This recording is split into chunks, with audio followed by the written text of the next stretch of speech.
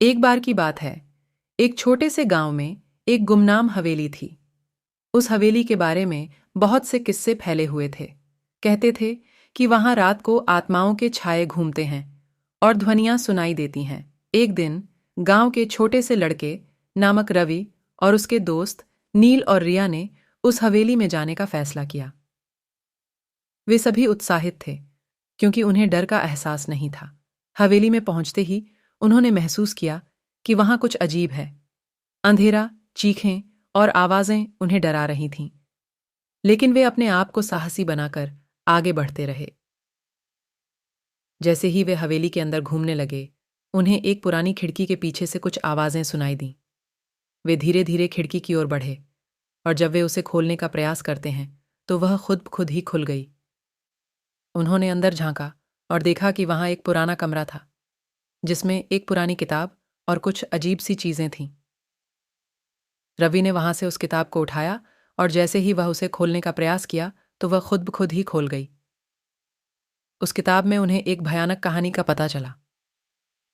कहानी के अनुसार हवेली के मालिक ने एक समय अपने ही बच्चों की हत्या की थी और उनकी आत्मा अब वहां भटक रही थी। रवि, नील और रिया को यह सच नहीं पसंद आया।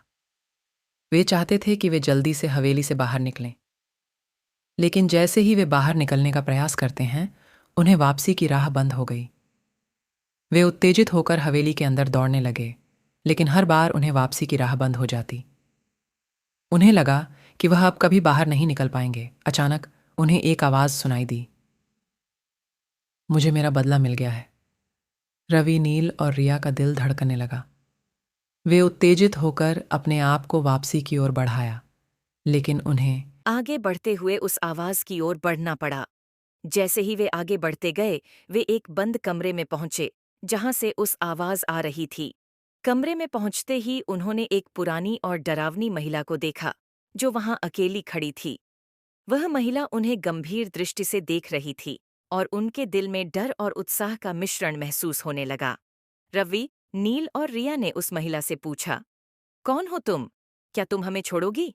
महिला ने उनसे कहा, मैं उस हवेली की आत्मा हूँ जो इसे अब तक बंद की गई है। मुझे मेरा बदला मिल गया है। रवि, नील और रिया का दिल धड़कने लगा, लेकिन वे साहस से बात करते हुए उस समस्या का सामना करने का निर्णय लिया। वे महिला से उस हवेली में हुई घटनाओं के बारे में पूछताछ की और उन्होंने उसे उसके अत्यंत कठिन और दुखद पीड़ा के कारणों के बारे में जानकारी दी। महिला ने उन्हें बताया कि वह अपने बच्चों की हत्या के बाद हवेली में फंस गई थी और उसकी आत्मा अब तक उस अधूरे बदले की ख्वाहिश में जल रही थी। रवि, नील और रिया ने महिला की पीड़ा को समझा और उन्होंने उसे उसकी आत्मा को शांति देने का वचन दिया। वे तीनों मिलकर महिला की आत्मा को शांति देने का प्रयास किया, जिससे उसकी आत्मा संतुष्ट हो गई। बाद में वे तीनों हवेली से बाहर निकले और उनके जीवन में एक नई उम्मीद और साहस की रोशनी आई। वे अब अपने गांव में खुशहाली से रहते हैं, लेकिन उनकी वह हवेली की कहानी हमेशा उनके दिलों में बसी रहेगी।